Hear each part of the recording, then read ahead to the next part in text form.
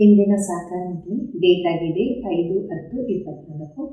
मीठे बच्चे, बाबा आया है तुम बच्चों से दुख दाम का संन्यास कराने।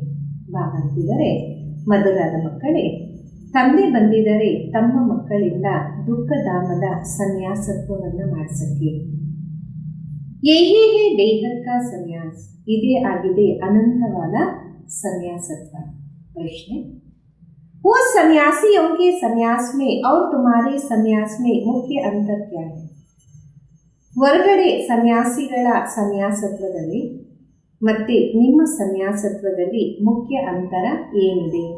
ಉತ್ತರ ಇದೆ, वे सन्यासी घर बार छोड़कर जंगल में जाते, लेकिन तुम घर बार छोड़कर जंगल में नहीं जाते।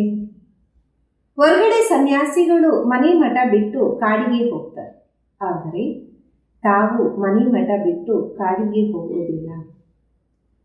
घर में रहते हुए सारी दुनिया को कांटों का जंगल समझते, ಮನೆಯಲ್ಲೇ ಇದ್ದು ಇಡೀ ಪ್ರಪಂಚವನ್ನ ಮುಳ್ಳಿನ ಕಾಡು ಅನ್ಕೊಂತೀರಾ। तुम बुद्धि से सारी दुनिया का संन्यास करते हो, ತಾವು ಬುದ್ಧಿಯಿಂದ ಇಡೀ ಪ್ರಪಂಚದ ಸನ್ಯಾಸತ್ವವನ್ನು ಮಾಡ್ತೀರಾ। ಶಾಂತಿ। रूहानी बाप बैठ रूहानी बच्चों को रोज रोज समझाते, क्योंकि आधा कल्प के बेसमझ है। ಆತ್ಮಿಕ ತಂದೆ ಕುತ್ಕೊಂಡು ಆತ್ಮೀಯ ಮಕ್ಕಳಿಗೆ ಪ್ರತಿನಿತ್ಯ ತಿಳಿಸ್ತಾರೆ, ಯಾಕೆಂದರೆ ಅರ್ಧ ಕಲ್ಪದ ತಿಳುವಳಿಕೆ ಹೀನತ್ವ ಅಲ್ವಾ। तो रोज रोज समझाना पड़ता, पहले पहले तो मनुष्यों को शांति चाहिए, ಪ್ರತಿನಿತ್ಯ ತಿಳಿಸ್ಬೇಕಾಗುತ್ತೆ। ಮೊಟ್ಟ ಮೊದಲು ಮನುಷ್ಯರಿಗೆ ಶಾಂತಿಯ ಅವಶ್ಯಕತೆ ಇದೆ। आत्माएं सब असल रहने वाली शांति धाम की है, बाप तो आते सदैव शांति का सागर। ಆತ್ಮಗಳೆಲ್ಲ ವಾಸ್ತವದಲ್ಲಿ ಶಾಂತಿಧಾಮದ ನಿವಾಸಿಯಾಗಿದೆ, ತಂದೆಯಂತೂ ಸದೈವ ಶಾಂತಿ ಸಾಗರ ಆಗಿದ್ದಾರಲ್ಲ। अभी तुम शांति का वर्षा प्राप्त कर रहे हो, कहते हैं ना शांति देवा, अर्थात इसको इस सृष्टि से अपने घर ಶಾಂತಿಧಾಮ್ ಲೇ ಜಾವೋ ಅಥವಾ ಶಾಂತಿ ಕಾ ವರ್ಷಾ ದಿ। ಈಗಂತೂ ತಾವು ಶಾಂತಿಯ ಆಸ್ತಿಯನ್ನ ಪ್ರಾಪ್ತಿ ಮಾಡ್ಕೊಂತಾ ಇದ್ದೀರಿ, ಅಂದರೆ ಶಾಂತಿ ದೇವ ಅಂತ ಅಂದರೆ ಈ ಸೃಷ್ಟಿಗೆ ತಾವು ಬಂದಿದ್ದೀರಾ ಮನೆಗೆ ಕರ್ಕೊಂಡು ಹೋಗಕ್ಕೆ ಅಥವಾ ಶಾಂತಿಯ ಆಸ್ತಿಯನ್ನ ನೀಡಕ್ಕೋಸ್ಕರ। देवताओं के आगे अथवा शिव के आगे ये जाकर कहते शांति दो, क्योंकि शिव बाबा है शांति का सागर। ದೇವತೆಗಳ ಮುಂದೆ ಅಥವಾ ಶಿವನ ಮುಂದೆ ಹೋಗಿ ಅಂತಾರೆ ಶಾಂತಿ ನೀಡಿ ಅಂತ, ಯಾಕೆಂದರೆ ಶಿವ ಬಾಬಾ ಶಾಂತಿಯ ಸಾಗರ ಆಗಿದ್ದಾರೆ। अभी तुम शिव बाबा से शांति का वर्षा ले रहे हो, बाबा को याद करते करते तुमको शांति देने में जाना है जरूर। ಈಗಂತೂ ತಾವು ಶಿವಬಾಬುವರಿಂದ ಶಾಂತಿಯ ಆಸ್ತಿಯನ್ನ ಪಡಿತಾ ಇದ್ದೀರಾ, ತಂದೆಯನ್ನ ನೆನಪು ಮಾಡ್ತಾ ಮಾಡ್ತಾ ತಮಗೆ ಶಾಂತಿಧಾಮದಲ್ಲಿ ಖಂಡಿತ ಹೋಗಬೇಕು। नहीं याद करेंगे भी जाएंगे जरूर, याद इसलिए करते हो कि पापों का बोझ जो सिर पर है वो खत्म हो जाए। ನೆನಪು ಮಾಡಿಲ್ಲ ಅಂದ್ರೂ ಹೋಗ್ತೀರ, ಆದರೆ ನೆನಪು ಯಾಕೆ ಮಾಡ್ತೀರಾ? ಯಾಕೆಂದರೆ ಪಾಪದ ಭಾರ ಏನು ತಲೆ ಮೇಲೆ ಕೂತಿದೆ ಅದು ಸಮಾಪ್ತಿ ಆಗಲಿ। शांति और सुख मिलता है एक बाबा से, क्योंकि वो सुख और शांति का सागर है, वो चीज ही मुख्य है। ಶಾಂತಿ ಮತ್ತು ಸುಖ ಸಿಗತ್ತೆ ಒಬ್ಬ ತಂದೆಯಿಂದ, ಯಾಕೆಂದರೆ ಅವರು ಸುಖ ಮತ್ತು ಶಾಂತಿಯ ಸಾಗರರಾಗಿದ್ದಾರೆ। वह चीज ही मुख्य है, शांति को मुक्ति भी कहा जाता, और फिर जीवन मुक्ति और जीवन बंधन भी है। अभी तुम जीवन बंधन से जीवन मुक्त हो रहे हो। ಶಾಂತಿಗೆ ಮುಕ್ತಿ ಅಂತ ಹೇಳಲಾಗುತ್ತೆ, ನಂತರ ಜೀವನ್ ಮುಕ್ತಿ ಜೀವನ ಬಂಧನವೂ ಇದೆಯಲ್ಲ। ಈಗಂತೂ ತಾವು ಜೀವನ ಬಂಧನದಿಂದ ಜೀವನ ಮುಕ್ತರಾಗ್ತಿದ್ದೀರಾ। सतयुग में कोई बंधन नहीं होता, गाया भी जाता सहज जीवन मुक्ति सहज गति सद्गति। ಸತ್ಯುಗದಲ್ಲಿ ಎಂಥದೇ ಬಂಧನ ಇರುವುದೇ ಇಲ್ಲ. ಗಾಯನನೂ ಇದೆ, ಸಹಜ ಜೀವನ್ ಮುಕ್ತಿ ಮತ್ತೆ ಸಹಜ ಗತಿ सदगति। आप दोनों का अर्थ तुम बच्चों ने समझा। गति कहा जाता शांति धाम को, सदगति कहा जाता सुख धाम। ಈಗ ತಾವು ಎರಡರ ಅರ್ಥವನ್ನ ಮಕ್ಕಳು ತಿಳ್ಕೊಂಡಿದ್ದೀರಾ. ಗತಿ ಅಂತ ಹೇಳಾಗತ್ತೆ ಶಾಂತಿಧಾಮಕ್ಕೆ, ಸದ್ಗತಿ ಅಂತ ಹೇಳಾಗತ್ತೆ ಸುಖಧಾಮಕ್ಕೆ। सुखधाम शांतिधाम फिर ये है दुखधाम, तुम यहाँ बैठे हो। बाबा कहते बच्चे शांतिधाम घर को याद करो। ಸುಖಧಾಮ ಶಾಂತಿಧಾಮ ಮತ್ತೆ ಇದಾಗಿದೆ ದುಃಖಧಾಮ। ತಾವು ಇಲ್ಲಿ ಕೂತಿದ್ದೀರಾ, ಬಾಬಾ ಅಂತಾರೆ ಮಕ್ಕಳೇ ಶಾಂತಿಧಾಮ ಮನೆಯನ್ನ ನೆನಪು ಮಾಡಿ। आत्माओं को अपना घर भूला हुआ है, बाप आकर याद दिलाते। ಆತ್ಮಗಳಿಗೆ ತನ್ನ ಮನೆ ಮರ್ತೋಗಿದೆ, ಬಾಬಾ ಬಂದು ನೆನಪನ್ನ ಕೊಡಿಸ್ತಾರೆ। समझाते हैं ये रूहानी बच्चे, तुम घर जा नहीं सकते हो तब तक मुझे याद भी नहीं करेंगे। ಬಾಬಾ ಅಂತಾರೆ ನೀವು ಎಲ್ಲಿವರೆಗೂ ಮನೆಗೆ ಹೋಗಲ್ಲ ಅಲ್ಲಿವರೆಗೂ ನನ್ನನ್ನ ನೆನಪು ಮಾಡೋಕ್ಕೆ ಸಾಧ್ಯನೇ ಇಲ್ಲ। एक भी पवित्र मनुष्य नहीं है, इल्लंतु ಒಬ್ಬರು ಪವಿತ್ರ ಮನುಷ್ಯ ಇಲ್ಲ। पवित्र दुनिया को सत्युग, अपवित्र दुनिया को कलयुग कहा जाता। राम राज रावण राज्य है। ಪವಿತ್ರ ಪ್ರಪಂಚಕ್ಕೆ ಸತ್ಯುಗ, ಅಪವಿತ್ರ ಪ್ರಪಂಚಕ್ಕೆ ಕಲಿಯುಗ ಅಂತ ಹೇಳಲಾಗುತ್ತೆ। ರಾಮ ರಾಜ್ಯ ಮತ್ತೆ ರಾವಣ ರಾಜ್ಯ। रावण राज्य से अपवित्र दुनिया स्थापन होती, ये बना बनाया खेल है। ರಾವಣ ರಾಜ್ಯದಿಂದ ಅಪವಿತ್ರ ಪ್ರಪಂಚ ಸ್ಥಾಪನೆ ಆಗುತ್ತೆ, ಇದು ಮಾಡಿರುವಂತಹ ಒಂದು ಆಟ ಆಗಿದೆ। ये बेहद का बाप समझाते, उसको ही सत्य कहा जाता। सत्य बातें तुम संगम पर ही सुनते हो, फिर तुम सत्युग में जाते। ಅನಂತವಾದ ತಂದೆ ತಿಳಿಸ್ತಾರೆ, ಅವರಿಗೆ ಸತ್ಯ ಅಂತ ಹೇಳಲಾಗುತ್ತೆ। ಸತ್ಯವಾದ ಮಾತುಗಳು ತಾವು ಸಂಗಮದಲ್ಲೇ ಕೇಳ್ತೀರಾ, ನಂತರ ಸತ್ಯುಗದಲ್ಲಿ ಹೋಗ್ತಿರಲ್ಲ। द्वापर से फिर रावण राज शुरू होता। रावण अर्थात असुर ठहरा। असुर कभी सत्य नहीं बोल सकते, इसलिए इसको कहा जाता ठगी माया झूठी काया। ದ್ವಾಪರದಿಂದ ನಂತರ ರಾವಣ ರಾಜ್ಯ ಆರಂಭ। ರಾವಣ ಅಂದರೆ ಅಸುರ ಅಲ್ವಾ, ಅಸುರ ಎಂದು ಸತ್ಯವನ್ನು ಮಾತಾಡೋದೇ ಇಲ್ಲ, ಇದಕ್ಕೆ ಹೇಳಾಗುತ್ತೆ ಸುಳ್ಳಿನ ಮಾಯೆ, ಸುಳ್ಳಿನ ಕಾಯೆ। आत्मा भी झूठी है तो शरीर भी झूठा है, आत्मा में संस्कार बने हैं। ಆತ್ಮ ಸುಳ್ಳಾಗಿರುವ ಕಾರಣ ದೇಹನೂ ಸುಳ್ಳಾಗಿದೆ, ಆತ್ಮದಲ್ಲಿ ಸಂಸ್ಕಾರ ತುಂಬಿದೆ। चार धातु ये है ना, सोना चांदी तांबा लोहा, सब खाद निकल जाती है। बाकी सच्चा सोना तुम बनते हो इस योग बल से। ನಾಲ್ಕು ಧಾತುಗಳಿದೆಯಲ್ಲ, ಚಿನ್ನ ಬೆಳ್ಳಿ ತಾಮ್ರ ಕಬ್ಬಿಣ, ಎಲ್ಲದರ ಖನಿಜಾಂಶ ಹೋಗ್ಬಿಡುತ್ತೆ। ಬಾಕಿ ಸತ್ಯವಾದ ಚಿನ್ನ ತಾವು ಮಕ್ಕಳು ಮಾತ್ರ ಆಗ್ತೀರಾ ಯೋಗ ಬಲದಿಂದ। तुम जब सतयुग में हो तो सच्चा सोना ही है, फिर चांदी पड़ती है तो चंद्रवंशी कहा जाता। ಯಾವಾಗ ನೀವು ಸತ್ಯುಗದಲ್ಲಿ ಇರ್ತೀರಾ ಸತ್ಯವಾದ ಚಿನ್ನ ಆಗಿರ್ತೀರಾ, ನಂತರ ಬೆಳ್ಳಿ ಬಿದ್ದಾಗ ಚಂದ್ರವಂಶ ಅಂತ ಹೇಳಾಗುತ್ತೆ। फिर तांबे की लोहे की खाद पड़ती द्वापर कलयुग में, ನಂತರ ಕಬ್ಬಿಣ ಮತ್ತೆ ತಾಮ್ರದ ತುಕ್ಕು ಬೀಳತ್ತೆ ದ್ವಾಪರ ಕಲಿಯುಗದಲ್ಲಿ। फिर सतयुग से तुम्हारे में जो चांदी तांबा लोहे की खाद पड़ती वो निकल जाती। ನಂತರ ಯೋಗದಿಂದ ನಿಮ್ಮಲ್ಲಿ ಏನು ಬೆಳ್ಳಿ ತಾಮ್ರ ಕಬ್ಬಿಣ ತುಕ್ಕು ಬೀಳತ್ತೆ ಅದೆಲ್ಲ ಬಿಟ್ಟು ಹೋಗುತ್ತೆ। पहले थे तुम सब आत्माएं शांति धाम में हो, फिर पहले पहले आते हो सतयुग में, तो उसको कहा जाता गोल्डन एज।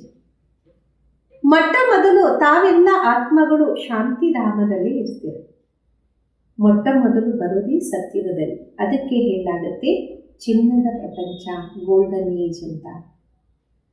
तुम सच्चा सोना हो, योग बल से सारी कार निकाल कर बाकी सच्चा सोना बचता है. ತಾವು ಸತ್ಯವಾದ ಚಿನ್ನ ಆಗಿದೆ. ಯೋಗ ಬಲದಿಂದ ತುಕ್ಕೆಲ್ಲ ತೆಗೆದಾಕಿ ಸತ್ಯವಾದ ಚಿನ್ನವಾಗಿ ಮಿಗ್ತೀರಾ. शांति धाम को गोल्डन एज नहीं कहा जाता, golden age, silver age, copper age यहाँ कहा जाता. ಶಾಂತಿ ಧಾಮಕ್ಕೆ ಚಿನ್ನದ ಪ್ರಪಂಚ ಅಂತ ಹೇಳಲ್ಲ. ಚಿನ್ನದ ಪ್ರಪಂಚ, ಬೆಳ್ಳಿಯ ಪ್ರಪಂಚ, ತಾಮ್ರದ ಪ್ರಪಂಚ ಇವೆಲ್ಲ ಇಲ್ಲೇ ಹೇಳಲಾಗುತ್ತೆ. शांति धाम में तो शांति है, आत्मा जब शरीर लेती तब गोल्डन एज कहा जाता, फिर सृष्टि ही गोल्डन बन जाती. ಶಾಂತಿ ಧಾಮದಲ್ಲಿ ಶಾಂತಿನೇ ಇರುತ್ತೆ. ಆತ್ಮ ಯಾವಾಗ ಶರೀರವನ್ನು ಪಡೆಯುತ್ತೆ ಆಗ ಚಿನ್ನದ ಪ್ರಪಂಚ ಅಂತ ಹೇಳಲಾಗುತ್ತೆ. ನಂತರ ಸೃಷ್ಟಿ ಚಿನ್ನದ ಪ್ರಪಂಚವಾಗಿ ಆಗ್ಬಿಡುತ್ತೆ.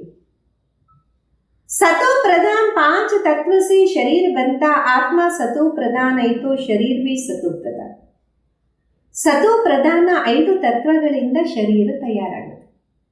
ಆತ್ಮ ಸತೋ ಪ್ರಧಾನ ಅಂದಾಗ ದೇಹನು ಸತೋ ಪ್ರಧಾನ ಆಗುತ್ತೆ.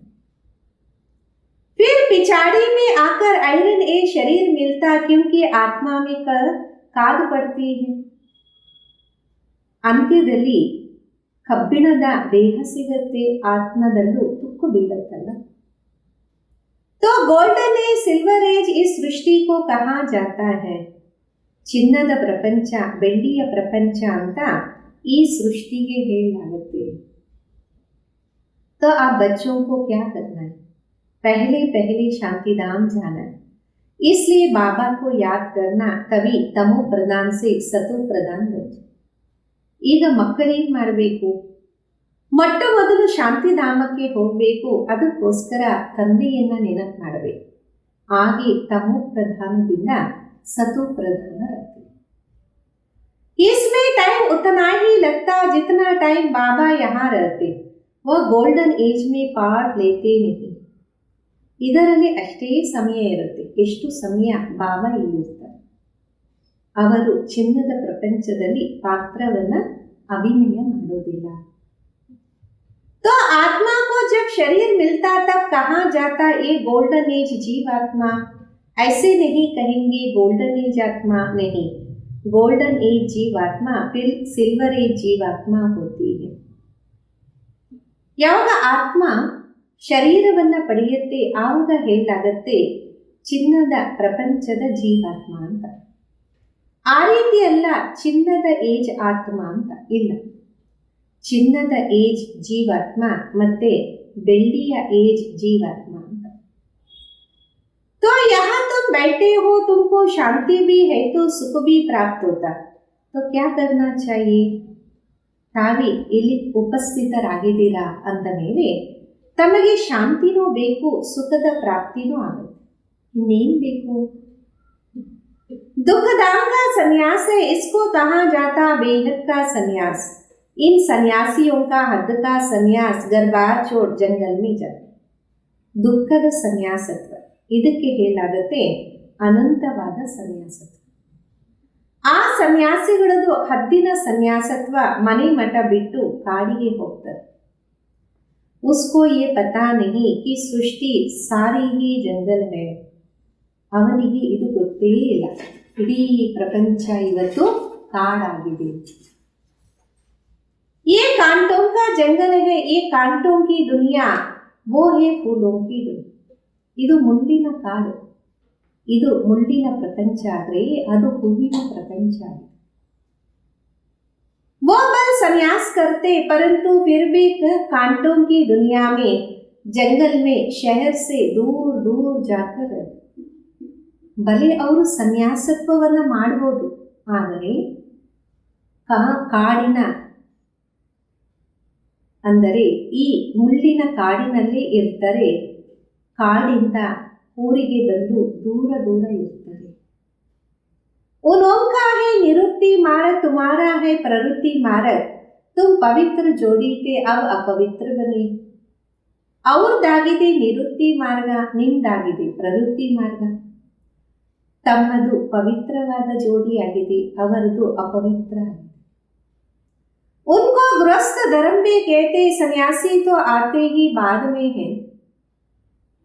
ಅವರಿಗೆ ಗೃಹಸ್ಥ ಆಶ್ರಮ ಅಂತ ಹೇಳ್ಬೋದು. ಸನ್ಯಾಸಿಗಳಂತೂ ನಂತರ ಬರ್ತಾರಲ್ಲ.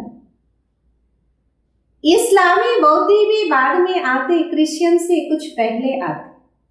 ಇಸ್ಲಾಮಿ ಬೌದ್ಧರು ನಂತರ ಬರ್ತಾರೆ, ಕ್ರಿಶ್ಚಿಯನ್ಸ್ ಗಿಂತ ಸ್ವಲ್ಪ ಮೊದಲು ಬರ್ತಾರೆ. तो ये जाड़ भी याद रखना, चक्र भी याद रखना, बाप कलप कलप आकर कल्प वृक्ष की नॉलेज देते, क्योंकि खुद बीज रूप है, सत्य है, चैतन्य है. इसलिए कलप कलप आकर कल्प वृक्ष का सारा राज समझ. ತಂದೆ ಕಲ್ಪ ಕಲ್ಪ ಬಂದು ಕಲ್ಪ ವೃಕ್ಷದ ಜ್ಞಾನವನ್ನು ನೀಡುತ್ತಾರೆ.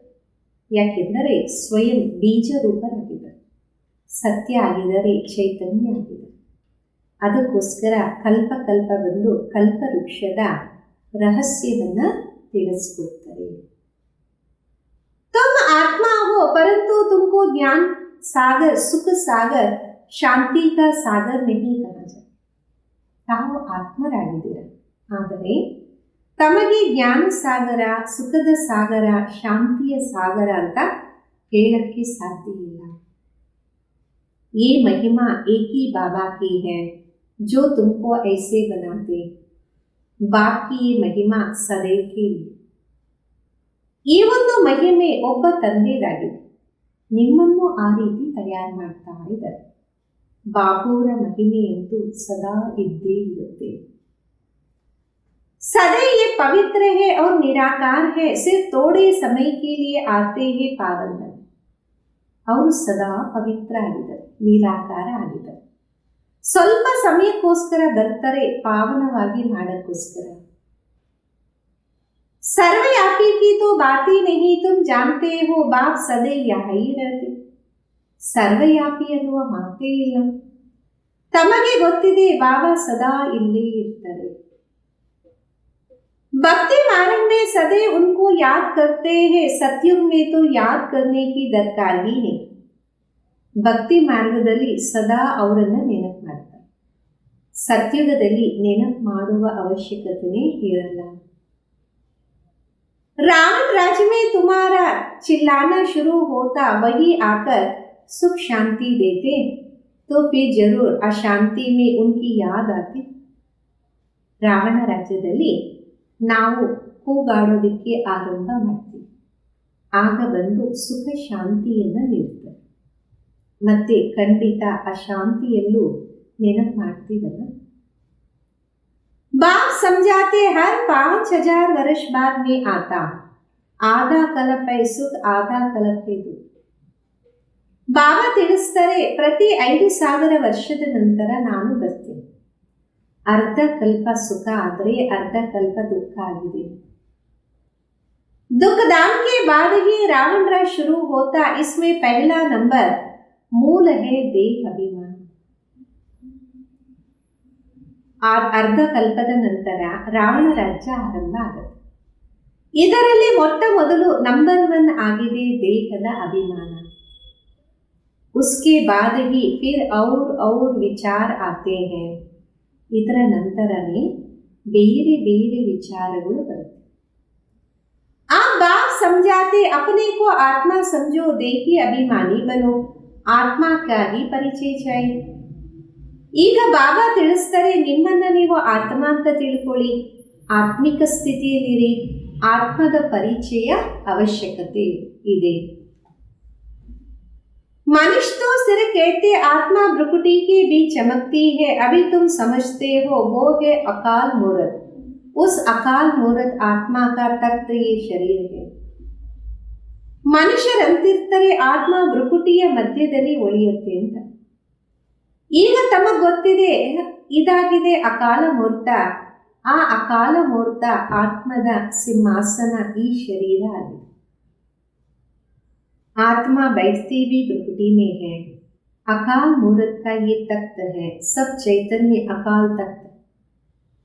ಆತ್ಮ ಉಪಸ್ಥಿತ ಆಗೋದು ಭ್ರುಕುಟಿಯಲ್ಲಿ, ಅಕಾಲ ಮೂರ್ತ ಇದು ಸಿಂಹಾಸನ. ಎಲ್ಲ ಚೈತನ್ಯ ಅಕಾಲ ಸಿಂಹಾಸನಧಾರಿ ಆಗಿದ್ದೀವಿ. वो अकाल मूर्त नहीं जो अमृतसर में लकड़ी का बना दिया।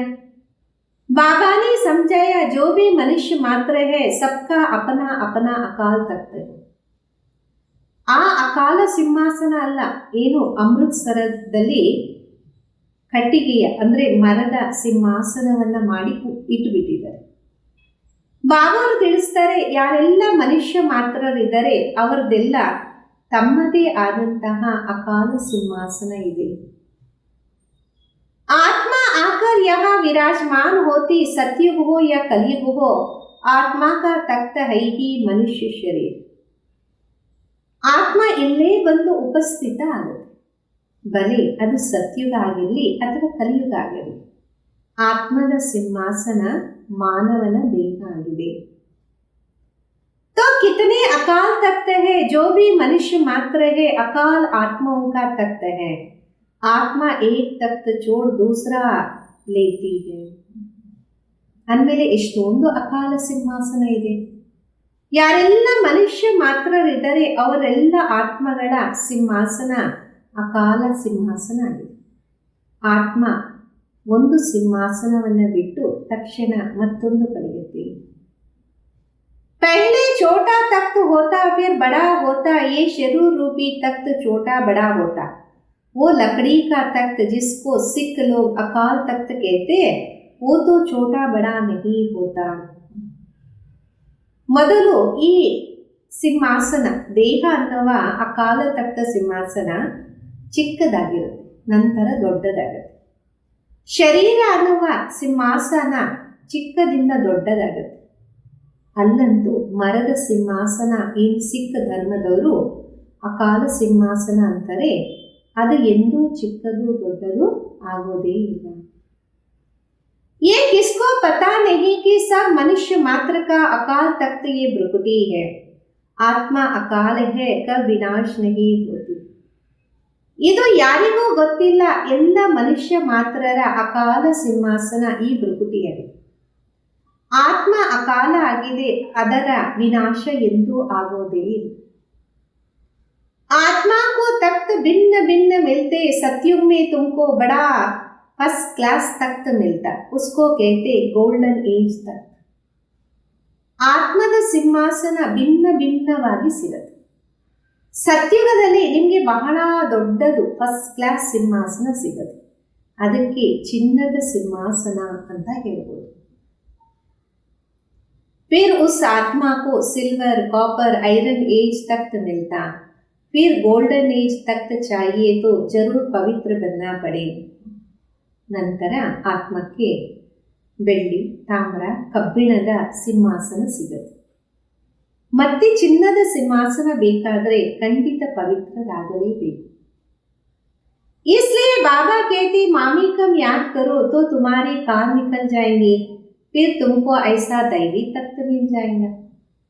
ಅದಕ್ಕೆ ಬಾಬಾ ಅಂತಿರ್ತಾರೆ, ನನ್ನ ಒಬ್ಬನನ್ನ ನೆನಪು ಮಾಡಿ ಆಗ ನಿಮ್ಮ ತುಕ್ಕು ಹೊಟ್ಟೋಗುತ್ತೆ, ತಾವು ದೈವಿ ಸಿಂಹಾಸನದಾರಿ ಆಗ್ತೀರಾ, ನಿಮಗೆ ಸಿಗತ್ತೆ. अभी ब्राह्मण कुल का तख्त है, पुरुषोत्तम संगम का तख्त है, फिर मुझ आत्मा को ये दैवी तख्त मिलेगा. ಈಗಂತೂ ಬ್ರಾಹ್ಮಣ ಕುಲದ ಸಿಂಹಾಸನ ಆಗಿದೆ, ಪುರುಷೋತ್ತಮ ಸಂಗಮ ಯುಗದ ಸಿಂಹಾಸನ ಆಗಿದೆ, ಮತ್ತೆ ನಂತರ ಆತ್ಮಕ್ಕೆ ದೈವಿ ಸಿಂಹಾಸನ ಸಿಗತ್ತೆ.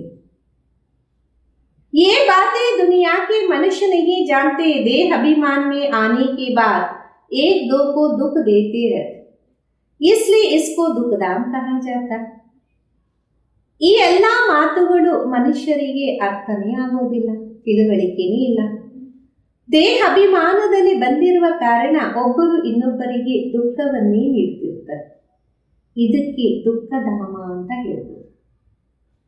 आप बाप बच्चों को समझाते शांति को याद करो जो तुम्हारा असली निवास स्थान है, सुख धाम को याद करो इसको भूल जाओ इनसे वैरा. ಹೀಗೆ ತನ್ನ ಮಕ್ಕಳಿಗೆ ತಿಳಿಸ್ತಾರೆ, ಶಾಂತಿ ಧಾಮವನ್ನು ನೆನಪು ಮಾಡಿ, ಏನು ನಿಮ್ಮ ನಿಜ ಸ್ಥಾನ ಆಗಿದೆ.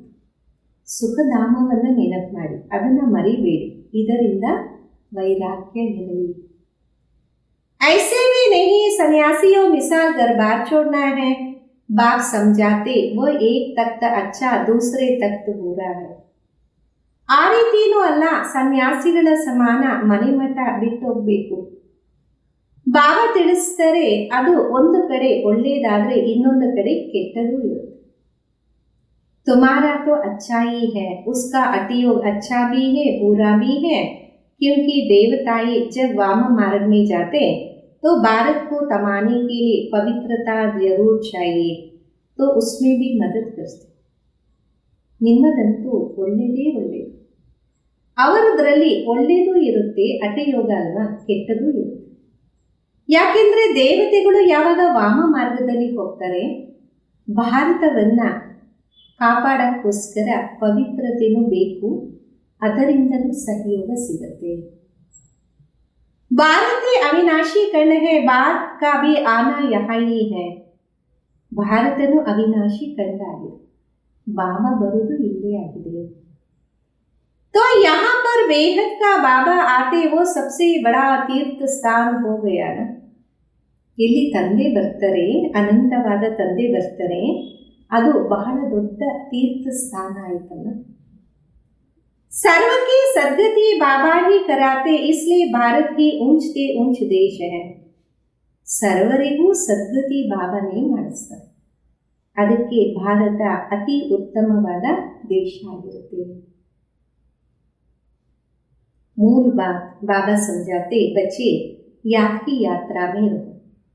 गीता में भी मनमनाभव अक्षर है, परंतु बाप कोई संस्कृत तो नहीं बताते. ಮುಖ್ಯವಾದ ಮಾತು ಬಾಬಾ ತಿಳಿಸ್ತಾರೆ, ಮಕ್ಕಳೇ ನೆನಪಿನ ಯಾತ್ರೆಯಲ್ಲಿ. ಗೀತೆಯಲ್ಲೂ ಮನ್ಮನಾಭವ ಅನ್ನುವ ಅಕ್ಷರ ಇದೆ, ಆದರೆ ಬಾಬಾವರು ಸಂಸ್ಕೃತದಲ್ಲಂತೂ ತಿಳಿಸ್ತಿಲ್ವಲ್ಲ. बाप मनमनाभव का अर्थ बताते, देह के सब धर्म छोड़ अपने को आत्मा निश्चय करो. ಬಾಬಾ ಮನ್ಮನಾಭವ ಅನ್ನುವ ಅರ್ಥವನ್ನು ತಿಳಿಸ್ತೀವಿ. ದೇಹದ ಎಲ್ಲಾ ಧರ್ಮಗಳನ್ನ ಬಿಟ್ಟು ತಮ್ಮನ್ನ ತಾವು ಆತ್ಮ ಅಂತ ತಿಳಿಯಿರಿ. ಆತ್ಮ ಅವಿನಾಶಿ है, वह कभी छोटी बड़ी नहीं होती. अनादि अविनाशी पाठ बरा है, ड्रामा बना है. ಆತ್ಮ ಅವಿನಾಶಿ ಆಗಿದೆ, ಇದೆಂದು ಚಿಕ್ಕದು ದೊಡ್ಡದು ಆಗೋದೇ ಇಲ್ಲ. ಅನಾದಿ ಅವಿನಾಶಿ ಪಾಠ ಸಿಕ್ಕಿದೆ, ಡ್ರಾಮಾ ತಯಾರಾಗಿದೆ. पिछाड़ी में जो आत्माएं आती उनका बहुत थोड़ा पार्ट है, बाकी टाइम ಶಾಂತಿ ಧಾಮ में रहते. ಅಂತ್ಯದಲ್ಲಿ ಯಾವ ಆತ್ಮಗಳು ಬರ್ತಾರೆ ಅವರ ಪಾರ್ಟ್ ತುಂಬಾ ಚಿಕ್ಕದಾಗಿರುತ್ತೆ, ಬಾಕಿ ಸಮಯ ಶಾಂತಿಧಾಮದಲ್ಲಿ ಇರ್ತಾರಲ್ಲ. स्वर्ग में तो आ ना सके, पिछाड़ी को आने वाले वहां ही थोड़ा सुख वहां ही थोड़ा दुख. ಸ್ವರ್ಗದಲ್ಲಂತೂ ಬರೋದೇ ಇಲ್ಲ, ಅಂತ್ಯದಲ್ಲಿ ಬರೋರು ಅಲ್ಲೇ ಸ್ವಲ್ಪ ಸುಖ ಅಲ್ಲೇ ಸ್ವಲ್ಪ ದುಃಖವನ್ನ ಪ್ರಾಪ್ತಿ ಮಾಡಿಕೊಳ್ತಾರೆ. जैसे दीपावली पर मच्छर कितने ढेर निकलते, सुबह को उठकर देखो तो सब मच्छर मर पड़ेंगे. ಯಾವ ರೀತಿ ದೀಪಾವಳಿಯಲ್ಲಿ ಎಷ್ಟೊಂದು ಸೊಳ್ಳೆಗಳು ಉತ್ಪತ್ತಿ ಆಗುತ್ತೆ, ಬೆಳಗ್ಗೆ ಎದ್ದು ನೋಡಿದಾಗ ಎಲ್ಲ ಸತ್ತಿರ್ತವೆ. तो मनुष्यों का भी ऐसे है, पिछाड़ी में आने वाले का क्या वैल्यू रहेंगी, जैसे जानवर मिसाल ठहरे. ಅದೇ ರೀತಿ ಮನುಷ್ಯರು ಯಾರು ಅಂತ್ಯದಲ್ಲಿ ಬರ್ತಾರೆ ಅವರಿಗೇನು ಮಹತ್ವ ಇರುತ್ತೆ, ಯಾವ ರೀತಿ ಪಶು ಸಮಾನ ಆಗಿರ್ತಾರೆ. तो बाबा समझाते, ये सृष्टि चक्र कैसे फिरता, मनुष्य सृष्टि रूपी जाड़ छोटे से बड़ा बड़े से छोटा कैसे होता. ಬಾಬಾ ತಿಳಿಸ್ತಾರೆ, ಈ ಸೃಷ್ಟಿ ಚಕ್ರ ಯಾವ ರೀತಿ ತಿರುಗುತ್ತೆ.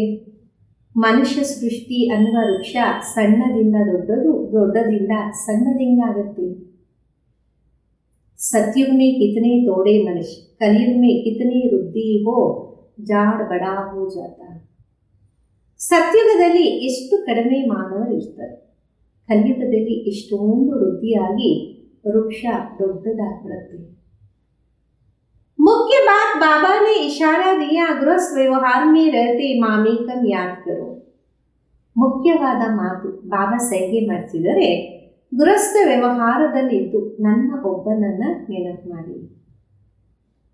8 घंटा याद में रहने का अभ्यास करो, याद करते करते आखिरी पवित्र बन बाबा के पास चले जाएंगे तो स्कॉलरशिप भी मिलेगा. 8 ಗಂಟೆ ನೆನಪು ಮಾಡುವ ಅಭ್ಯಾಸ ಮಾಡಿ. ನೆನಪು ಮಾಡ್ತಾ ಮಾಡ್ತಾ ಅಂತಿಮದಲ್ಲಿ ಪವಿತ್ರರಾದಾಗ ಬಾಬೂರ ಹತ್ರ ಹೋಗ್ತೀರಿ, ಸ್ಕಾಲರ್ಶಿಪ್ ಸಿಗತ್ತೆ. पाप अगर रह जाएंगे तो फिर जन्म लेना पड़े, सजाए खाते हैं, फिर पद भी कम हो पड़ता है. ಪಾಪ ಇದ್ದು ಬಿಟ್ರೆ ಮತ್ತೆ ಜನ್ಮನೂ ಪಡಿಬೇಕಾಗುತ್ತೆ, ಶಿಕ್ಷೆನೂ ತಿನ್ಬೇಕಾಗತ್ತೆ, ಪದವಿನೂ ಕಡಿಮೆ ಆಗುತ್ತೆ. हिसाब किताब चुप्त तो सबको करना है, जो भी मनुष्य मात्र है अभी तक भी जन्म लेते रहते. ಲೆಕ್ಕಾಚಾರ ಚುಪ್ತ ಎಲ್ಲರೂ ಮಾಡಬೇಕು. ಯಾರೆಲ್ಲ ಮಾನವ ಮಾತ್ರರಿದ್ದಾರೆ ಎಲ್ಲರೂ ಇಲ್ಲಿವರೆಗೂ ಜನ್ಮವನ್ನೇ ಪಡಿತಾನೇ ಇರ್ತಾರೆ. इस समय देखेंगे भारतवासियों से क्रिश्चियन की संख्या ज्यादा है, वो फिर सेंसिबल भी है. ಈ ಸಮಯದಲ್ಲಿ ನೋಡಿ, ಭಾರತವಾಸಿಗಳಿಗಿಂತ ಕ್ರಿಶ್ಚಿಯನ್ ಸಂಖ್ಯೆ ಜಾಸ್ತಿ ಇದೆ. ಆ ರೀತಿ ನೋಡಿದಾಗ ಅವರು ಬುದ್ಧಿವಂತರೂ ಆಗಿದ್ದಾರೆ. भारतवासी तो 100% सेंसिबल थे, सो अब फिर नाम सेंसिबल हो गए, क्योंकि यही 100% सुख पाते, फिर 100% दुख भी यही पाते, वो तो आते ही पीछे. ಭಾರತವಾಸಿಗಳು 100% ಬುದ್ಧಿವಂತರಿದ್ರು, ಈಗ ಬುದ್ಧಿಹೀನರಾಗಿದ್ದಾರೆ. ಯಾಕೆಂದರೆ ಇವರೇ 100% ಸುಖವನ್ನ ಪಡೆದ್ರೆ 100% ದುಃಖವನ್ನ ಇವರೇ ಪಡಿತಾರೆ. ಅವರಂತೂ ಬರೋದು ಅಂತ್ಯದಲ್ಲಿ. बाबा ने समझाया क्रिश्चियन डायनास्टी का श्री कृष्ण डायनास्टी से कनेक्शन है.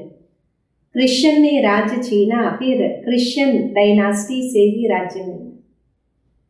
ಬಾಬಾ ತಿಳಿಸ್ಕೊಟ್ಟಿದ್ರು, ಕ್ರಿಶ್ಚಿಯನ್ ರಾಜ್ಯ ಮತ್ತೆ ಶ್ರೀಕೃಷ್ಣನ ರಾಜ್ಯನ ಜೊತೆ ಸಂಬಂಧ ಇದೆ. ಕ್ರಿಶ್ಚಿಯನ್ಸೇ ರಾಜ್ಯವನ್ನು ಕಿತ್ಕೊಂಡಿದ್ರು, ನಂತರ ಕ್ರಿಶ್ಚಿಯನ್ಸೇ ರಾಜ್ಯವನ್ನ ಕೊಡ್ತಾರೆ, ಅಂದರೆ ಅವರಿಂದ ಸಿಗುತ್ತೆ. इस समय क्रिश्चियन का जोर है, उनको भारत से ही मदद मिलती. ಈ ಸಮಯದಲ್ಲಿ ಕ್ರಿಶ್ಚಿಯನ್ಸ್ದು ಜೋರ್ ಇದೆ, ಅವರಿಗೆ ಭಾರತದಿಂದಲೇ ಸಹಯೋಗ ಸಿಗುತ್ತೆ. अभी भारत भूख मरता है तो रिटर्न सर्विस हो रही है, यहाँ से बहुत धन बहुत हीरे जवाहर आदि वहाँ ले गए थे ना. ಈಗ ಭಾರತ ಅಶ್ವಿನಿಂದ ಇರುವ ಕಾರಣ ರಿಟರ್ನ್ ಸೇವೆ ನಡೀತಾ ಇದೆ. ಇಲ್ಲಿಂದ ಅವರು ಬಹಳಷ್ಟು ಧನವನ್ನ, ಬಹಳಷ್ಟು ವಜ್ರ ವೈಡೂರ್ಯಗಳನ್ನ ತಗೊಂಡು ಹೋಗಿದ್ರಲ್ಲ. ಬಹುತ್ ಧನವಾನ್ बनते हैं तो अब फिर धन पहुंचाते रहते, उनको मिलने का तो है ही. ಬಹಳಷ್ಟು ಧನವಂತರಾಗಿದ್ರು, ಈಗ ಧನವನ್ನ ತಲುಪಿಸ್ತಿದ್ದಾರೆ, ಅವರಿಗಂತೂ ಸಿಕ್ಕೋಂಗಿಲ್ಲ. तो अब तुम बच्चों को तो कोई पहचानते नहीं, अगर पहचानते तो आकर राय लेवे. ಈಗ ನಿಮ್ಮ ಮಕ್ಕಳನ್ನ ಯಾರೂ ಅರ್ಥ ಮಾಡ್ಕೊಳಲ್ಲ, ಅರ್ಥ ಮಾಡ್ಕೊಂಡಿದ್ರೆ ಬಂದು ಆಜ್ಞೆಯನ್ನ ಕೊಡಬೇಕಲ್ಲ. तुम हो ईश्वरीय संप्रदाय, जो ईश्वर की राय पर चलते, वही फिर ईश्वरीय संप्रदाय से दैवी संप्रदाय बने. ತಾವು ಈಶ್ವರೀಯ ಸಂಪ್ರದಾಯದವರು, ಈಶ್ವರನ ಆಜ್ಞೆಯಂತೆ ನಡೀತೀರಿ, ಮತ್ತೆ ಈಶ್ವರನ ಸಂಪ್ರದಾಯದಿಂದ ದೈವಿ ಸಂಪ್ರದಾಯನೂ ಆಗ್ತೀರಾ. फिर क्षत्रिय वैश्य शूद्र संप्रदाय बनेंगे. अभी हमसो ब्राह्मण, फिर हमसो देवता, हमसो क्षत्रिय. हमसो का अर्थ देखो कितना अच्छा है. ನಂತರ ಕ್ಷತ್ರಿಯ ವೈಶ್ಯ ಶೂದ್ರ ಧರ್ಮದಲ್ಲಿ ಬರ್ತೀರ. ಈಗಂತೂ ನಾವೇ ಬ್ರಾಹ್ಮಣರು, ಮತ್ತೆ ನಾವೇ ದೇವತೆಗಳು, ನಾವೇ ಕ್ಷತ್ರಿಯರು, ನಾವೇ ವೈಶ್ಯರು, ನಾವೇ ಶೂದ್ರರು, ನಾವೇ ಅನ್ನುವ ಅರ್ಥವನ್ನ ನೋಡಿ ಎಷ್ಟು ಚೆನ್ನಾಗಿ ಅರ್ಥ ಮಾಡ್ಕೊಂಡಿದ್ದೀರಲ್ಲ. ये बाजोरी का खेल है जिसको समझना बहुत सहज, परंतु माया बुला देती, फिर दैवी गुणों से असुरी गुण में ले आती है. अपवित्र बनना असुरी गुण है. ಈ ಉಲ್ಟಾ ಪುಲ್ಟಾ ಆಟ ಇದನ್ನ ತಿಳ್ಕೊಳ್ಳೋದು ಬಹಳ ಸಹಜ, ಆದರೆ ಮಾಯೆ ಮರೆಯುವ ರೀತಿ ಮಾಡುತ್ತೆ. ದೈವಿ ಗುಣಗಳಿಂದ ಅಸುರಿ ಗುಣದಲ್ಲಿ ತಗೊಂಡೋಗುತ್ತೆ. ಅಪವಿತ್ರರಾಗೋದು ಅಸುರಿ ಗುಣ ಅಲ್ಲ. मीठे मीठे सिकलदे बच्चों प्रति माँ पिता बाप दादा का याद प्यार और गुड मॉर्निंग। रूहानी बाप की रूहानी बच्चों को नमस्ते। हम रूहानी बच्चों की रूहानी माता पिता बाप दादा को याद प्यार गुड मॉर्निंग और नमस्ते। धारणेಗೋಸ್ಕರ मुख्य सार। स्कॉलरशिप लेने के लिए गृहस्थ व्यवहार में रहते कम से कम 8 घंटा बाबा को याद करने का अभ्यास करना है। याद के अभ्यास से ही पाप कटेंगे और गोल्डन एज तक मिलेगा। ಸ್ಕಾಲರ್ಶಿಪ್ ಪಡೆಯಕ್ಕೋಸ್ಕರ ಗೃಹಸ್ಥ ವ್ಯವಹಾರದಲ್ಲಿದ್ದು ಕಡಿಮೆಗಿಂತ ಕಡಿಮೆ 8 ಗಂಟೆ ತಂದೆಯನ್ನ ನೆನಪು ಮಾಡುವ ಅಭ್ಯಾಸ ಮಾಡಿ. ನೆನಪಿನ ಅಭ್ಯಾಸದಿಂದ ಪಾಪಗಳು ಕಟ್ಟಾಗತ್ತೆ, ಚಿನ್ನದ ಪ್ರಪಂಚದ ಸಿಂಹಾಸನವೂ ಸಿಗತ್ತೆ. ಎರಡನೇದು, इस दुख धाम से बेहद का वैराग्य कर अपने असली निवास स्थान शांति धाम सुख धाम को याद करना. ಈ ದುಃಖಧಾಮದಿಂದ ಅನಂತವಾದ ಸನ್ಯಾಸತ್ವವನ್ನು ಮಾಡಿ ನಿಮ್ಮ ನಿಜ ನಿವಾಸ ಸ್ಥಾನ ಶಾಂತಿಧಾಮ ಸುಖಧಾಮವನ್ನು ನೆನಪು ಮಾಡಿ. ದೇಹ ಅಭಿಮಾನ में आकर किसी को दुख नहीं देना है. ದೇಹ ಅಭಿಮಾನದಲ್ಲಿ ಬಂದು ಯಾರಿಗೂ ದುಃಖವನ್ನ ನೀಡಬೇಡಿ. ಇಂದಿನ ವರದಾನ, कर्म के हिसाब किताब को समझकर अपनी अचल स्थिति बनाने वाले ಸಹಜ ಯೋಗಿ ಭವ. ಕರ್ಮದ ಲೆಕ್ಕಾಚಾರವನ್ನು ತಿಳ್ಕೊಂಡು ನಿಮ್ಮ ಅಚಲ ಸ್ಥಿತಿಯನ್ನು ಮಾಡಿಕೊಳ್ಳುವಂಥವರು ಸಹಜ ಯೋಗಿ ಭವ. चलते चलते अगर कोई कर्म का हिसाब किताब सामने आता है तो उसमें मन को हिलावो नहीं, स्थिति को नीचे ऊपर नहीं करो. ನಡೀತಾ ನಡೀತಾ ಕರ್ಮದ ಲೆಕ್ಕಾಚಾರ ಮುಂದೆ ಬಂದಾಗ ಮನಸ್ಸನ್ನ ಅಲ್ಲಾಡ್ಸಕ್ಕೆ ಹೋಗಬೇಡಿ, ಸ್ಥಿತಿಯನ್ನ ಏರುಪೇರು ಮಾಡ್ಕೋಬೇಡಿ. ಚಲೋ ಆಯಾ ತೋ ಪರಖ ಕರ್ ಉಸೆ ದೂರ ಸೇ ಹಿ ಖತಮ್ ಕರೋ, ಅಭಿ ಯೋಧೆ नहीं ಬನ್. ಸರಿ, ಅದು ಬಂದಿದೆ ಅಂದಾಗ ದೂರದಿಂದಲೇ ಪರೀಕ್ಷಿಸಿ, ದೂರದಿಂದಲೇ ಸಮಾಪ್ತಿ ಮಾಡಿ. ಈಗ ಯೋಧರಾಗಬೇಡಿ. सर्वशक्तिमान बाप साथ है तो माया हिला नहीं सकती. सिर्फ निश्चय के फाउंडेशन को प्रैक्टिकल में लाओ और समय पर यूज करो तो सहज योगी बन जाएंगे. ಸರ್ವಶಕ್ತಿವಂತ ತಂದೆ ಜೊತೆ ಇದ್ದಾರೆ ಅಂದರೆ ಮಾಯೆ ಅಲ್ಲಾಡ್ಸಕ್ಕೆ ಸಾಧ್ಯ ಇಲ್ಲ. ನಿಶ್ಚಯದ ಫೌಂಡೇಶನ್ನ ಪ್ರಾಕ್ಟಿಕಲ್ ಅಲ್ಲಿ ತಂದು ಸಮಯದಲ್ಲಿ ಉಪಯೋಗಿಸಿ ಸಹಜ ಯೋಗಿಗಳಾಗಿ. आप निरंतर योगी बनो, युद्ध करने वाले योद्धे नहीं. ಈಗಂತೂ ನಿರಂತರ ಯೋಗಿಗಳಾಗಿ ಯುದ್ಧ ಮಾಡುವ ಯೋಧರಾಗಬೇಡಿ. ಇಂದಿನ ಸ್ಲೋಗನ್, डबल लाइट रहना है तो अपनी सर्व जिम्मेवारियों का बोझ बाप हवाले कर दो. ಡಬಲ್ ಲೈಟ್ ಆಗಬೇಕಾದರೆ ತಮ್ಮ ಸರ್ವ ಜವಾಬ್ದಾರಿಗಳ ಭಾರವನ್ನು ತಂದೆಗೆ ಒಪ್ಪಿಸಿಬಿಡಿ. ಓಂ ಶಾಂತಿ.